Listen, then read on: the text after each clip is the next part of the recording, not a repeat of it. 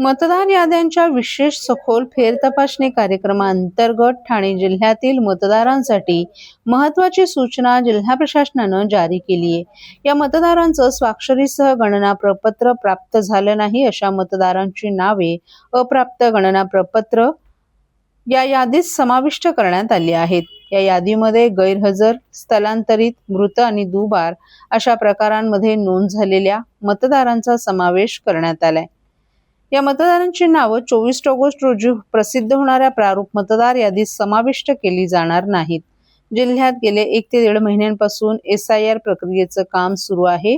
या प्रक्रियेत सध्या निम्म्याहून अधिक मतदारांची नोंदणी प्रक्रिया पूर्ण झाली आहे. तसंच इतरांची प्रक्रिया देखील सुरू आहे. त्यामुळे पात्र मतदाराचं नाव मतदार यादीतून वंचित राहू नये यासाठी जिल्हा प्रशासनानं अनकलेक्टेबल EF यादी तपासण्याचं आवाहन केले. ही यादी विधानसभा मतदार संघनिहाय ठाणे जिल्हा प्रशासनाच्या संकेतस्थळावर उपलब्ध करून देण्यात आली आहे. या यादीत आपलं किंवा आपल्या कुटुंबातील पात्र सदस्याचं नाव असल्यास संबंधितांनी गणना प्रपत्र तात्काळ भरून 17 ऑगस्ट पर्यंत संबंधित मतदान केंद्रस्तरीय अधिकारी यांच्याकडे जमा करावेत असं आवाहन जिल्हाधिकारी तथा जिल्हा निवडणूक अधिकारी डॉ. श्रीकृष्ण पांचाळ यांनी केले.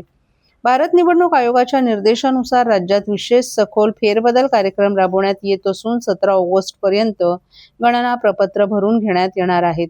त्यानंतर 24 ऑगस्ट रोजी जिल्ह्यातील विधानसभा मतदारसंघांच्या प्रारूप मतदार याद्या प्रसिद्ध केल्या जाणार आहेत. त्यामुळे मतदारांनी विलंब न करता आपलं नाव अनकलेक्टेबल EF यादीत आहे की नाही हे तपासून आवश्यक ती कार्यवाही 17 ऑगस्ट पूर्वी पूर्ण करावी असं आवाहन प्रशासनानं केलं आहे.